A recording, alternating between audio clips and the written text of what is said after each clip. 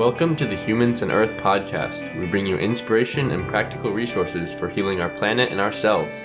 It is time for soulful contributions that regenerate life on Earth. I'm Helen Claire Harmon, a thought leader and teacher who believes we're ready to renew Earth and heal ourselves in the process. Welcome to today's episode.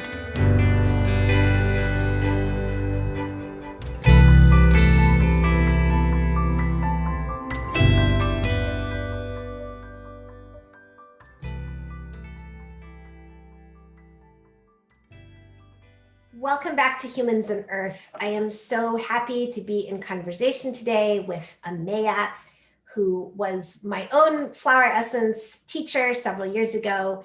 She is the founder of the Woman Rising Mystery School, an international school for women to remember earth wisdom, ancient mysteries, and walk the path of the rose.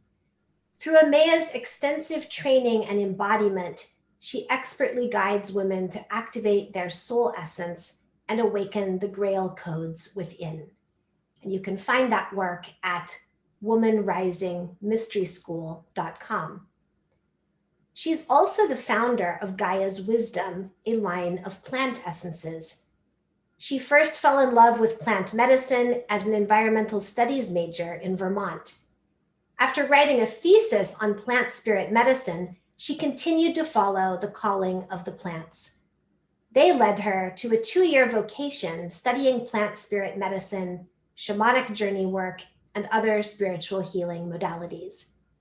After meeting her teacher and mentor, David Dalton, Ameya experienced the profound power of flower essences in her own healing work. 20 years later, her journey with the plants bloomed into hundreds of clients she has supported as a flower essence practitioner, hundreds of practitioners trained in her certification program, which I took in 2015, and thousands of plant lovers served through Gaia's Wisdom flower essences. And you can find those at gaiaswisdom.com.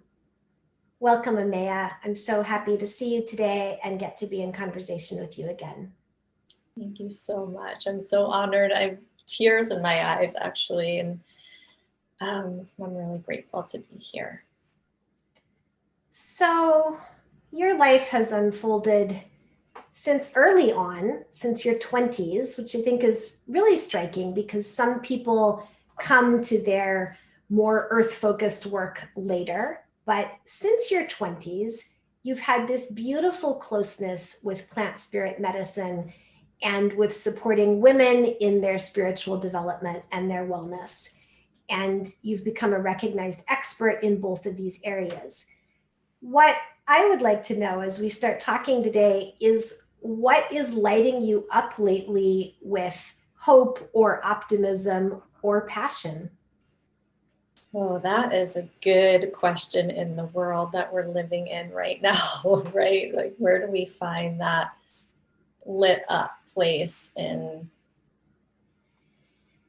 a world of polarization and a world of uncertainty? Like, what is coming next? And, for me, obviously on a personal level, I find inspiration always when I'm with nature and in nature. And that could be just a walk in the woods. That can be, being at the ocean or by a lake.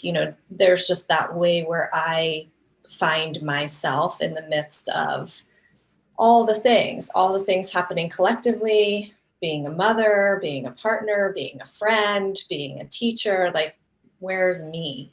And that's always some prioritization that I have to create.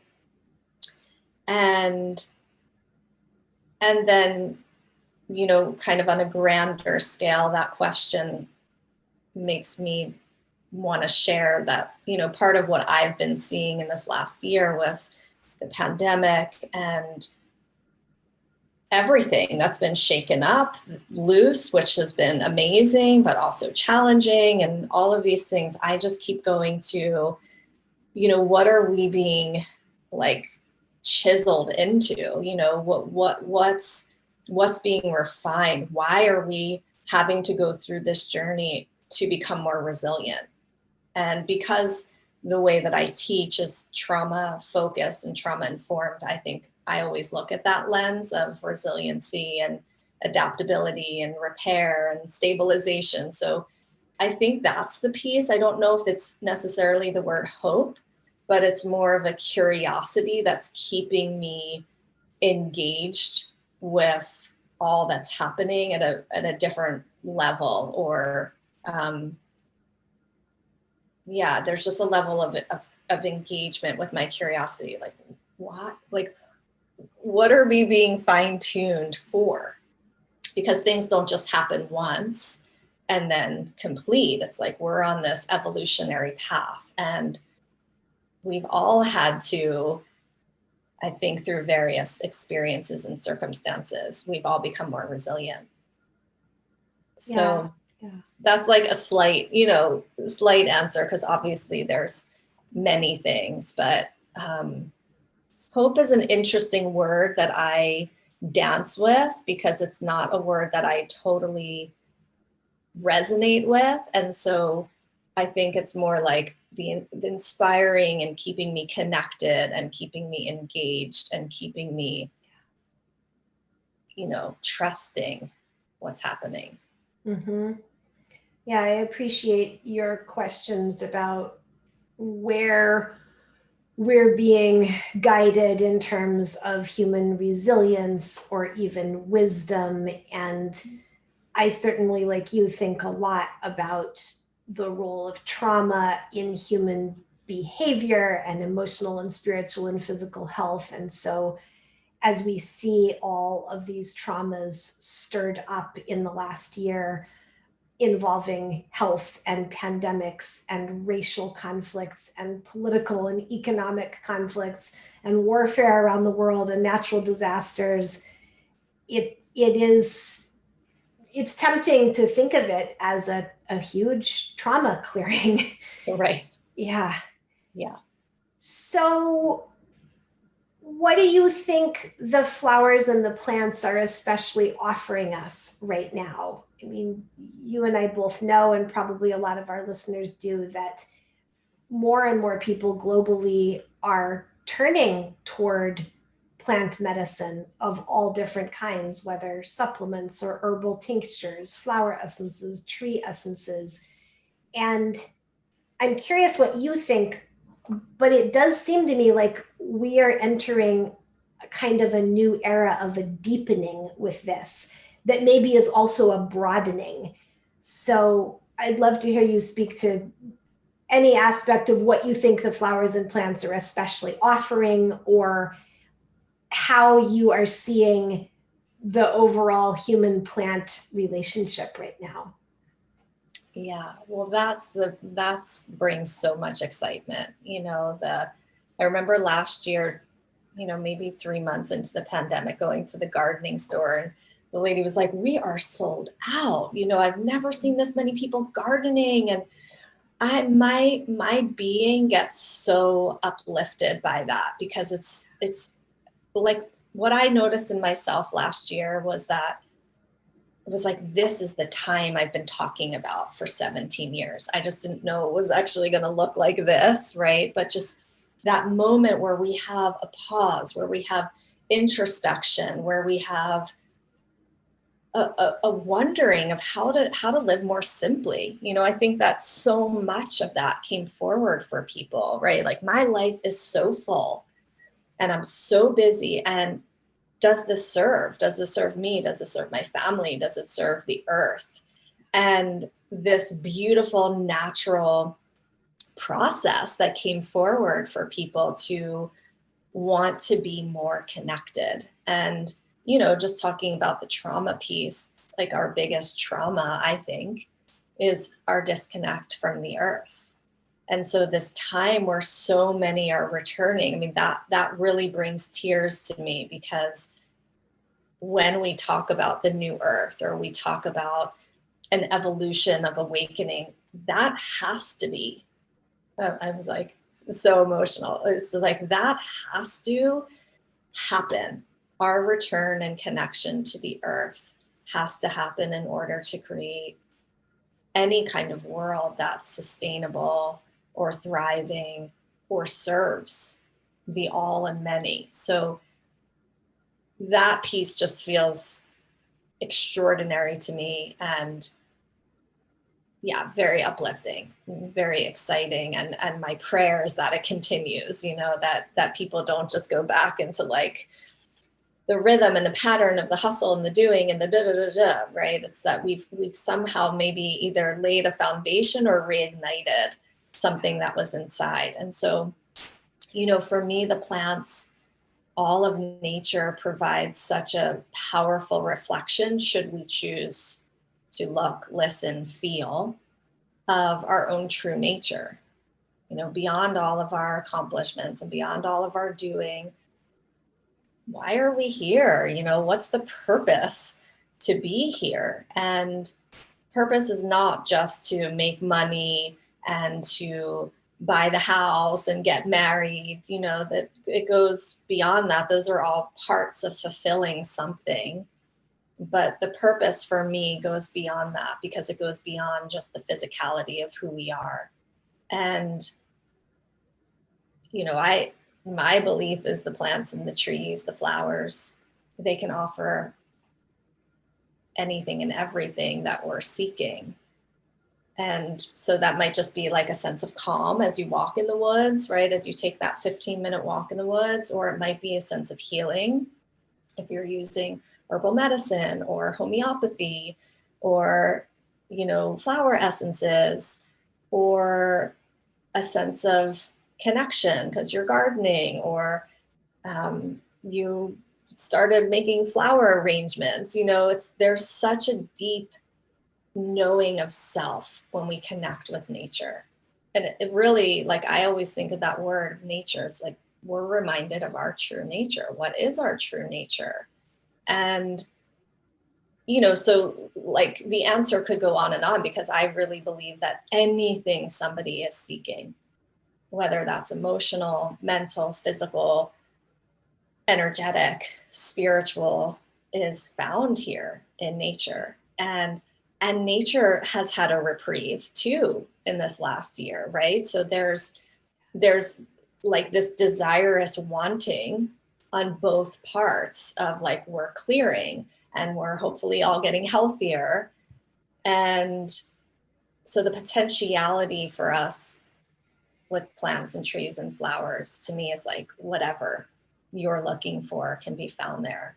It's endless. And that's different for each of us, right? Like, I'm on a personal journey right now. We were talking before we started, where it's like I'm working with nature in a really specific way, so I keep grounded and connected. And somebody else may have a different need, want, intention, but how can we work overall? Yeah. I love what you said about the desire on both sides, nature's desire and our desire. More and more, I recognize, and I think a lot of people are coming to recognize, we're here on this planet as the life partner of the plants and the animals and the ecosystems and the planet herself. And that's an area of like depth and beauty and love and regeneration that we've barely even tapped into yet. Yeah. I'm curious about whether you want to say anything more about the trauma aspect, because I've been thinking lately about how it seems like we're ready to extend what we know about human trauma to the human nature relationship. Mm-hmm. And it looks to me as a historian like hurt people, traumatized people, not only hurt one another, but tend to hurt the natural world. And so it's seeming to me increasingly that we need to keep resolving and preventing human trauma, not only for ourselves, but because that's actually one of our only robust pathways into regenerating this planet and learning to live harmlessly and cooperatively and in partnership on this planet. So I know that the trauma aspect is something that you have thought about a lot over the years. Is there anything else you want to say about that? I mean, it's such a deep inquiry because there's so many layers. There's the, like you were bringing up, there's the personal layer of trauma, right? You traumatize people, hurt or betray or victimize or power over whatever happened to them, right? But then there's also, in every country this is different, but then there's also like the racial trauma, right? Of what we've actually done to the land in with enslaved people, taking land from families. And then there's also cultural trauma and intergenerational trauma, trauma that we pass down from our ancestors and our generations. And all of that lives in our body, right? So let's just talk about like intergenerational trauma, personal trauma. I know for me, having Holocaust survival grandparents, there's religious trauma, cultural trauma. And then we have this whole psychology that whatever's happening with the earth is happening to self, and vice versa, eco-psychology, right? It's just like this whole experience where we relate to the earth and the earth is relating to us. And I believe, just on like a metaphysical level, that we're made of the four elements. We're made up of the same things, earth, air, fire, water, that the earth herself is made up of. We are of her. If we can go beyond these seeing eyes, we are of her. And so the thing that happens with trauma is we have all these imprints in our bodies that get created where we're not seeing truth. We're seeing through the imprint of pain. And that gets inflicted upon the earth. We're so just like in our own reality, just trying to function and trying to live and survive. And obviously every person has different circumstances. And so we have this mentality, this patriarchal mentality of just like, you kind of just do what you need to do in the moment. And that's really violating to the earth. That's really violating to the descendants that come after us, right? People just go, well, like, this is what I want now. And I don't really care because this is going to serve me.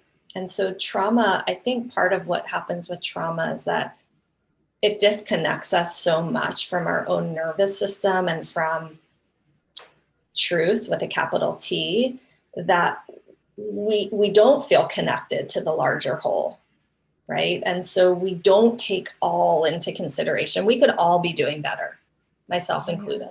All of us can be doing better for the earth. Absolutely. But we've also never been taught that. We've also never been taught to put the earth as primary in our decision making. And then we're functioning from trauma, and then we're functioning from disconnect and all of these things. And so, part of what you're doing here on your podcast, and hopefully those listening and myself, where we're inviting a reconnection or a restoration, is helping not only self, but the earth and future, right? I mean, my thought having a 5-year-old right now is just like, what is this world that he is inheriting? And it scares me. Yeah. There's moments, of course, where I have excitement, but I'm also like, are there going to be trees? Because it doesn't seem like a lot of these politicians and corporations really care, right? The power of money trumping home, that's like paralyzing to me. Mm-hmm. Yeah, I hear you. And I think a really important part of the conversation is something that you were alluding to, which is helping more and more people to realize that what is a flourishing circumstance for planet Earth is a flourishing circumstance for your own body. Right. And the things that we do that harm our life support system, Mother Planet, also harm ourselves or our descendants. I mean, now we have this whole field of epigenetics recognizing that, a toxin that someone encounters even in childhood might have an impact on their descendants. So to me, that's a really vital area of recognizing, the self everywhere. And I do see that conversation opening up, coming out of the separation, as you mentioned, and recognizing on this planet, nothing is really separate. No one is really separate. We're all in this soup, this circumstance, and it can be chemical soup or it can be beautiful, flourishing, something natural and thriving. Yeah. I mean, that is the beauty of the pandemic, right? It's like we're really experiencing very similar things, which we know on a human level, or I know on an emotional level from working with women for so long. It's like, I know every woman I work with is going to feel anger, betrayal at some point, just all the human emotions. But to have an experience where, like, in the now moment, we're all having that, I mean, it's part of the radical change that's happened. Like, it has to be. Yes. As I was saying earlier, like, it's not just happenstance. This is creating something, and hopefully that is a togethering rather than an opposing. Yeah. A boost to unity consciousness. Yeah. So one thing I do want to make sure that we talk about, in case, I mean, I'm sure we do have listeners who maybe haven't used flower and plant essences. Tell us, where would you recommend that people begin if they have not yet experienced flower and plant essences? Well, let's just start by saying I think that they're, the most miraculous medicine. So if you haven't tried them, please do. It's kind of everything we've been talking about, where, a flower essence is the vibration, the essence, the spirit of a plant. And you do ingest them. And so once they're ingested, they support your true nature. They support you to, whatever that is, leave a marriage that's abusive, or, apply for that promotion, or, all the beliefs and the trauma imprints that are making us stay small or invisible or not good enough. They really propel us forward, and they work gently. They're nature, and they're totally safe and completely effective. And for babies, children, animals, adults, all of these things. And I feel, and I've been saying this for 20 years, I feel like they're the medicine of now. And I feel that even more with the amount of mental health issues there are, and the amount of disconnect we're feeling from each other and self and Gaia. To me, they're an absolute yes. Like, why not? What do you have to lose except to stay in, like, a torturous, challenged place? Like, that's kind of the normalized way of living, especially here in the United States, but probably through Europe as well. As, like, we just normalize suffering. Like, this is just part of it, right? And it's being like, okay. stuck, right? That's very hard for me lately, when I recognize that we have normalized being stuck. Yeah. Being stuck, being an angry woman, being bitter, being a people pleaser. Right. Like, you hear people say, well, that's how I am. Right. Yeah. And you're like, well, if it serves you, great. But if that's how you are, but you don't want to be, you don't have to be. So I think flower essences are just such a gentle, beautiful way to work with the earth, and then therefore work with yourself. So I just wanted to put that in, since you're saying not everyone oops, my internet. Not everyone may be clear. Then remind me of your question, because I think I've lost that as I was sharing. Yeah, no, that was really helpful. You gave a good explanation of what this kind of plant medicine does. Yeah. What do you like to tell people if they want to test it out, to buy a book or start with a practitioner, or there are some lines like the batch remedies, of course, that's probably the most widely available at even some grocery stores. So there are these various entry points. What do you suggest to people? I think it depends on the person.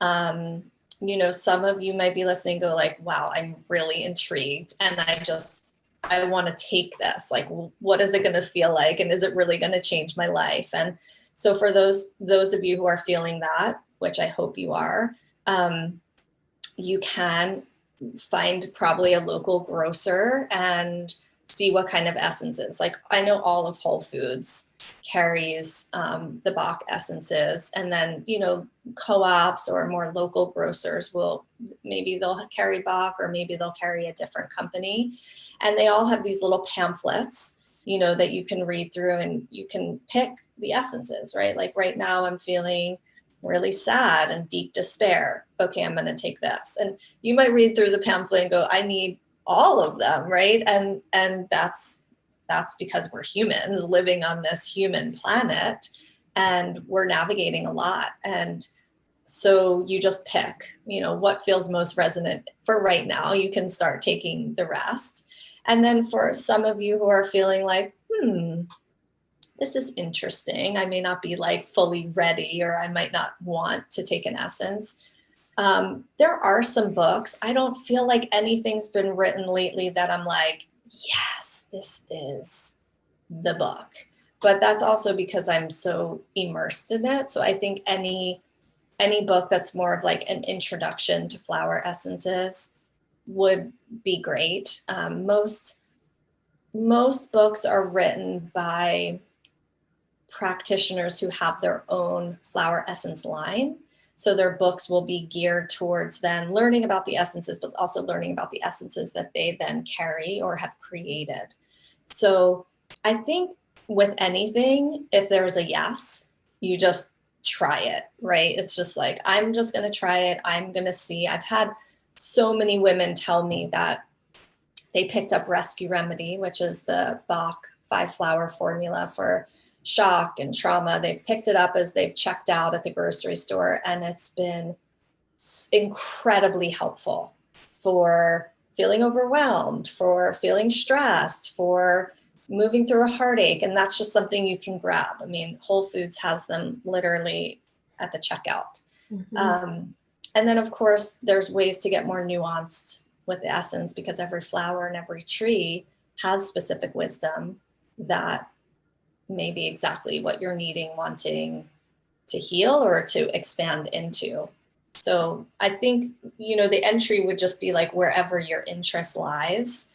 And flower essences are becoming, thankfully, more well-known. They still have a little bit of ways to go, but more people know about them than 5 years ago or 10 years ago, or obviously 20 years ago, which mm-hmm. is fantastic. Yeah. I think that's really helpful. Thank you. I was just thinking as you were talking toward the end there about how they're becoming better known, that I want to see the time when they're in schools and in healthcare settings, and families know how to use them when family life gets bumpy.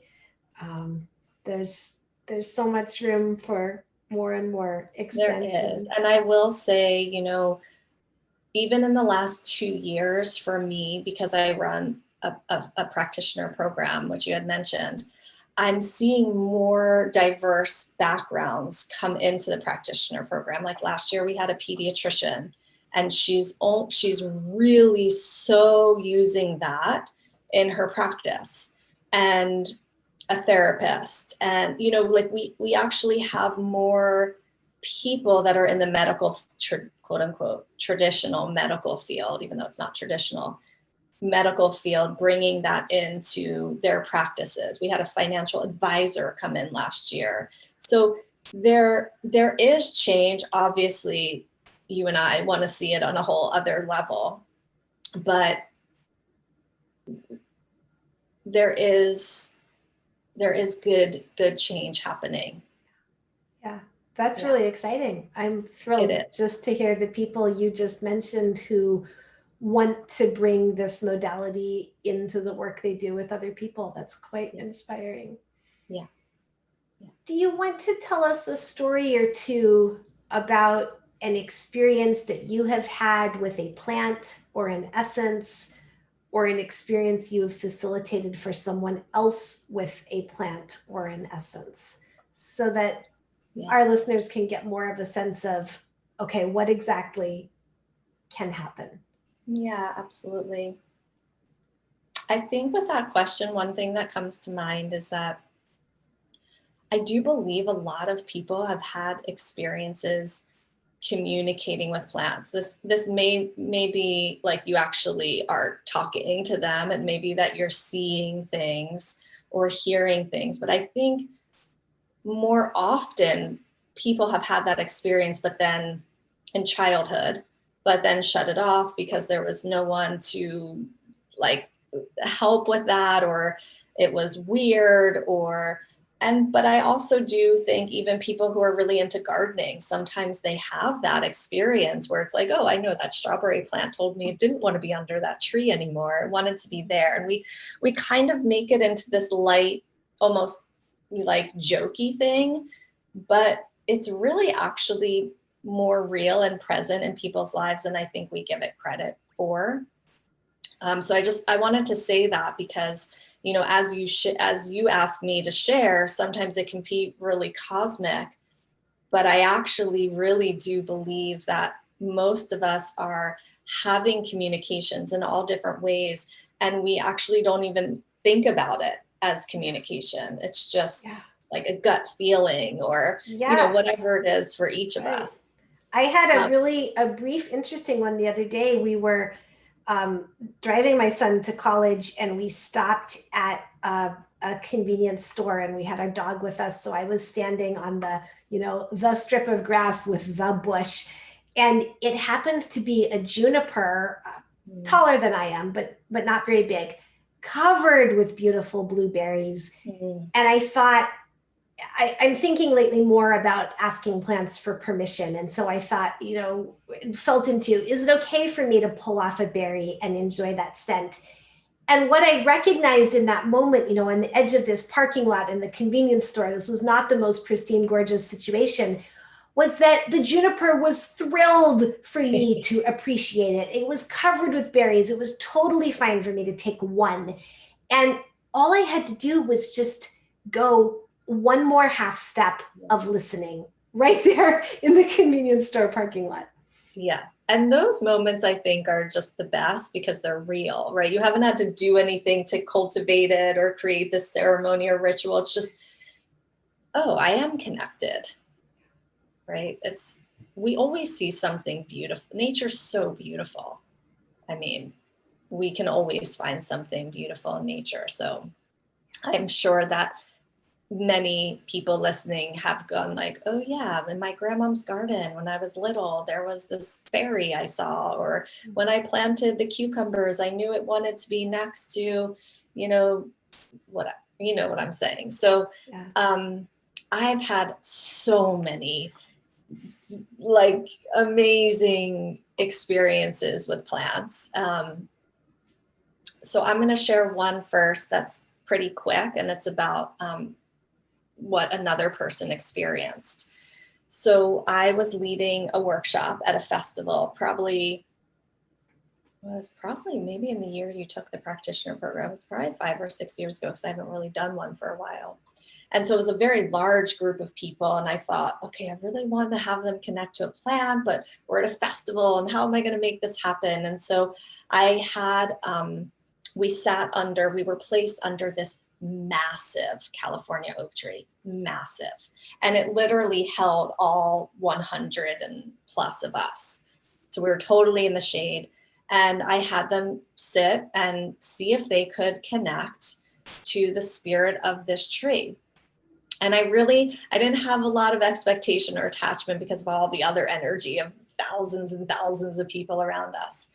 So at the end, there's this woman in front of me, and she's very teary, and I just kind of noticed her. And I opened it for people to share, what was your experience? This woman all the way in the back, and we had somebody with a microphone. And she said, when I laid down, the tree told me her name. And her name is Sophia. And the woman all the way, like where I was, starts sobbing now at this point, sobbing. And so, of course, I'm like, is she okay? What's happening? So I kneel down to her, and basically she says, I've never done anything like this. And actually, I don't know why I came to this workshop, and I thought, I'm never going to hear anything when you asked us to do this. And she said, I feel like I could cry too. She said, when I closed my eyes, I heard the tree tell me her name was Sophia too. And it was this epic moment because of that disconnect that so many of us feel and have experienced. We need someone else's experience to affirm that what we just experienced is true. We may not believe it. It may go against all of our context of reality, of understanding into the spirit realms, but it's all true. It's all true. So that was a magical, magical moment. And I've had those in smaller groups with women where, women take an essence and they don't know what the essence is, and they feel the exact same thing. But that was so beautiful because it was this tree, just sharing self. Yeah. And then I've had, I don't know how I could pick an experience. I made this essence once of this flower called Maui Wild Orchid. And Maui Wild Orchid, I used to live on Maui in my 20s. And so I have a very dear and deep connection to those lands and those flowers. And I was on a hike, and I had brought, everything that I need to collect essences. And I saw this Maui Wild Orchid, or she saw me. And anyway, I had to collect her. And so I was on a hike though, and I put her down, and I had this whole experience hiking, and then started pouring. And when I came back, I walked right past her. I couldn't find the bowl that I had been collecting her essence. And I got to my car and thought, wait a minute, I'm at my car now. I must have walked right past it. And there's so many details to the story that would be way too long to share. But basically, this flower is all about, this medicine of this essence is all about how to discern what is truth and what is fear, right? Because we all get into these moments where we go I got a big choice, and I think this is what I want to do. This feels like my truth and my intuition, but actually, I don't know if that's my fear. And we talk about being stuck, right? You were talking about that. It's that choice can leave us stuck for years and years and years. Yes. And what I realized as I was searching for this bowl, and when I found the essence, the message I kept getting over and over is truth is so often overlooked. We just will walk right past it because what truth usually asks us to do makes us really scared. That it's off the path. And it's off the path. We're trained. I got to stay on the path. I got to do what I told people I was going to do, what I set out to do, what I trained to do, what my bank wants me to do. Right. Whoa. Yeah. Right. And what I felt too is that it's actually impossible to get truth and fear confused.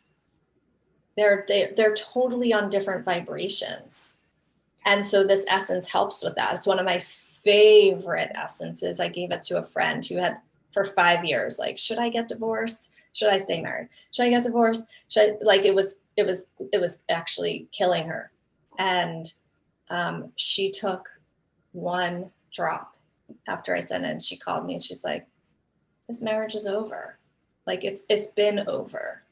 And obviously the essence doesn't always have to work that abruptly and intensely, but we're all navigating so much where we question ourselves.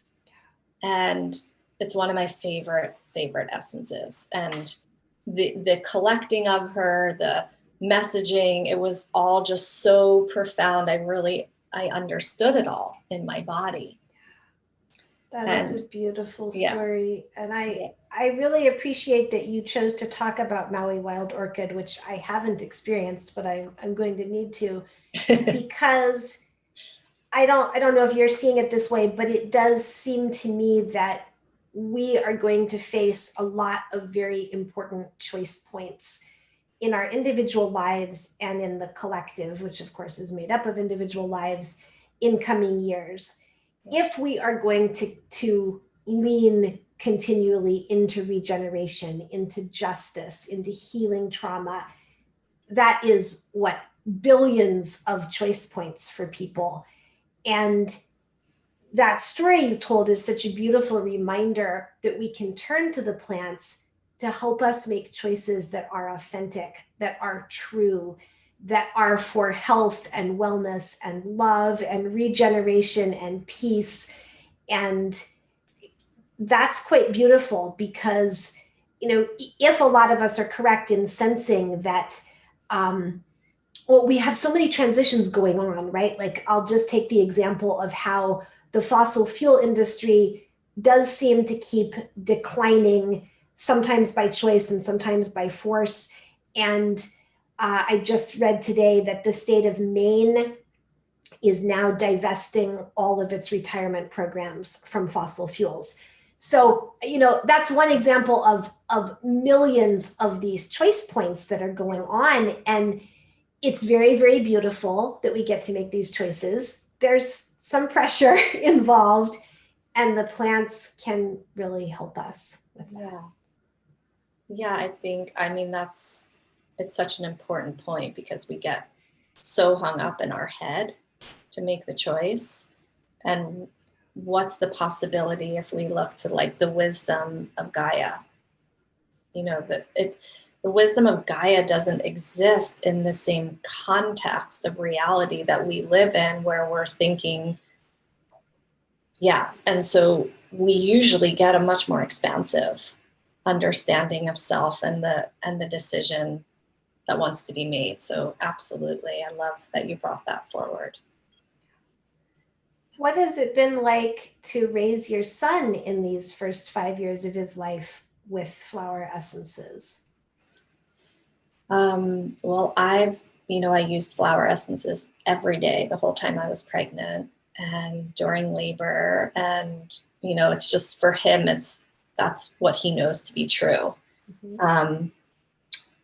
I've used it for everything, for clearing his energy when he started school, right? Because kids take on other kids' energies. And for him, it's a part of his life. And so sometimes he's really into it, right? Sometimes he's seeing me take my essence and he's like, Mom, I want an essence. And he just, in the past 2 or 3 months, wants to do it himself, like put his 3 drops in his mouth and not have me do it. And so that, that feels, no matter what we're talking about, to raise a child who can take care of themselves feels incredibly important, let alone a boy who will become a man who's white. So that feels amazing. And then there's times where he's like, I say to him, I'm going out, I'm collecting an essence. And he's like, oh gosh, you're collecting an essence again. Just as a child would, he's normal. Sometimes he's really into what his mama does, and sometimes he's not interested at all.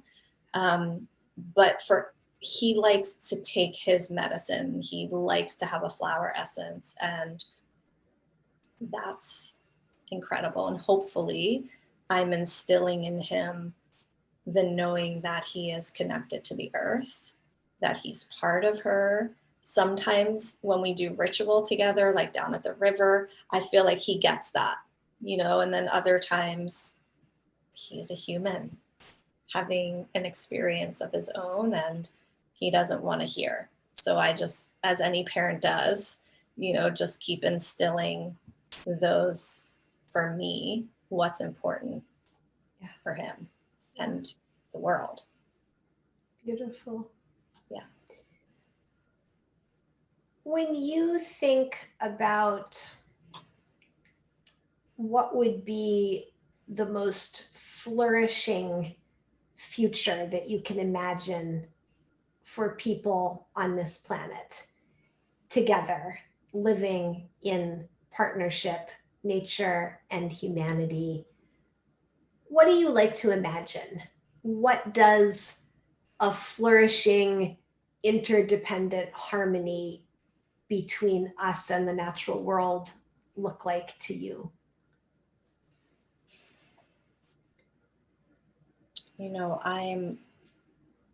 I really feel like there's a tremendous value in simplicity. So when I picture people in connection with nature, it is generally through a lens where our lives look more simple, but in a way that's possible, not, bringing us back, 800 years, but in a way that is possible. And I think that's about redefining our priorities. I know everyone feels better when they're connecting to the earth. Like, I know that to be true. And I know that everyone feels better when they're slowed down. It may be, a pattern that feels uncomfortable at first, but I know that to be true. So, when I think of like, how are we going to make sure all the animals that are here and alive stay those animals for the next hundreds of years, or the plants, or all beings within the web of life? It has to be through our human actions. It has to be. And so that means we cut down on how much we're buying and consuming, and like, what do we really need? What's really important, and what are we willing to release for a greater purpose? And that's hard because of the patriarchal realm of like what we need to buy and what we need to wear and what we need to look like and what we need to have and blah, blah, blah, all of these things. But all of those things desecrate the earth. So my great vision is, if we create relationship with the earth, just one by one, when we're in relationship, we care for the other, right? When you're in relationship with your spouse or your parent or your child or a coworker, we're relating, and hopefully that relationship means we're tending and we're caring, and we make choices that represent that. And so when we partner with the earth, that means we are really taking her into consideration with all of our choices. And that means that maybe you don't buy that thing that was made in China, that traveled across the ocean, that polluted the seas, that blah, blah, blah, blah, blah. Maybe that means you're growing your own herbal garden in your backyard and learning each season what works and what doesn't. So for me, rather than having like a grand plan, because I think that's not really sustainable at this point, what are, it could be so great to like create an inventory on a piece of paper. Like, what are things in your regular daily life that could be better in your relationship to the earth, and make them simple so they're not overwhelming, right? So maybe the first thing, if this is brand new, isn't like, I'm going to stop buying plastic, but maybe it's, I'm not going to buy 3 of the 5 plastic drinks per week. Yeah. But it also means that you also have to spend time with your hands on the earth, with your feet on the earth, because if not, then you don't know why you're doing it. And that relational piece isn't there, and you'll stop. Yeah. So If it's too abstract, I think you're really wise to name that. If it's too abstract, like, I got to save the earth, I got to do something for the planet. I hear people say that, but they're not in any kind of relationship with plants or animals or the planet yet, because no one has told them that's important. And so whether or not to buy the plastic water bottle, it just doesn't mean anything. So that relationship has to be the foundation. It has to be. And really like knowing that we're modeling that to children. I had this experience last week actually where my son and I went to a big supermarket, someplace we don't usually go. And there were pallets and pallets of plastic water bottles, 16-ounce water bottles. And my son looked at me and said, "What is that?" Good question. I had this moment of like, okay, this is amazing that he doesn't know what that is, but also having this awareness of how many people are still buying cases of plastic water.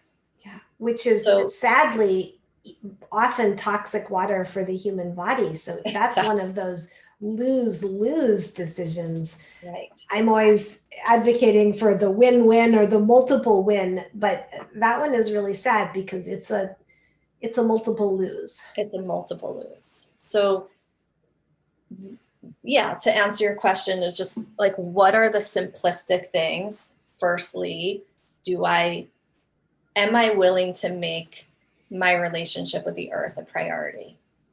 Am I willing to repair these threads, these seemingly invisible threads that I have felt separate from the earth? And what's like 3 simple acts that I could create in my life? And what you then receive, and then what cultivates from that and continues this partnership is, I mean, my relationship with the earth is one of my top relationships.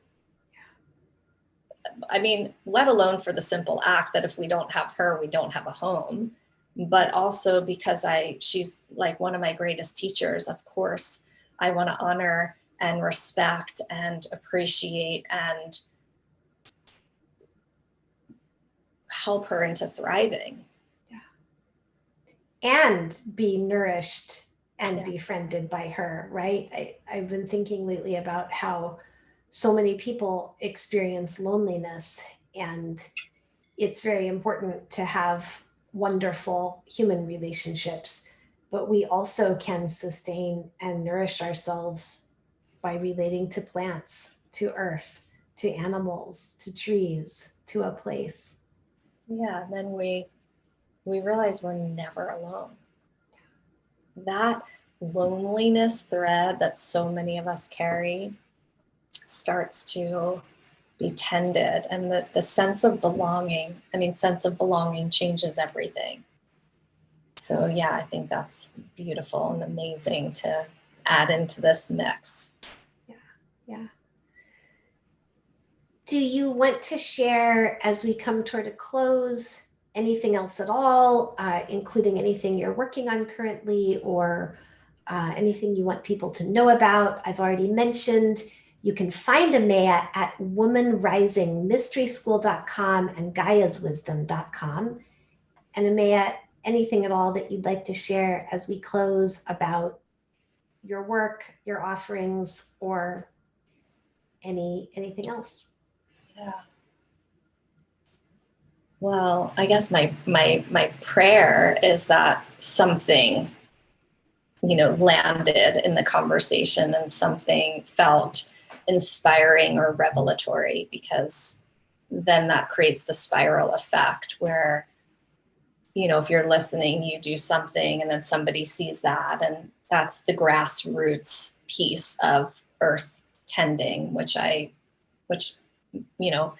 has been and potentially will be how we change the earth, because we don't have policies radically, putting Gaia at the forefront. So that is a great prayer that I carry, is that we wake up, and we wake up inside of self and in caring for the earth. And Yeah, I mean, if you have questions, you can come to Woman Rising Mystery School. Gaia's Wisdom is our flower essence product line.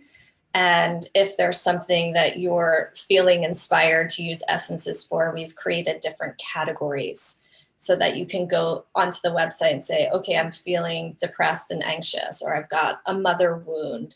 And you can click on the images and have some essences come forward so that it's not as overwhelming to just go to a website and go, where do I begin? Because my desire is to have people using essences, because the more we connect and relate and heal self, the way more we are able and capable and expanded to take care of others, and then also, of course, the earth. We do have a home study course for flower essences, which is a great course. It's I'm actually going to be recreating it, but right now it's a 4-week self-study course, and it's really an introduction to this. It's called Flower Essence Alchemy, and it can be found on the Woman Rising Mystery School website too. And it's great to do with yourself. It's great to involve your children, your partners. It's time. It's beyond time, and it's happening. And I hope you accept the invitation. Thank you.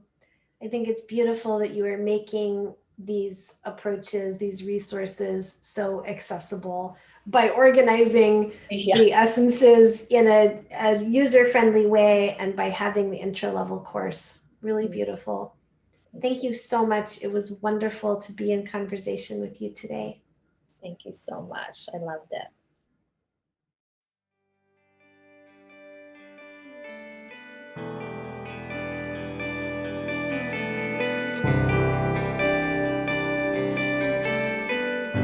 Thank you for listening to Humans and Earth. Please share this episode to broaden engagement in the regeneration our world needs.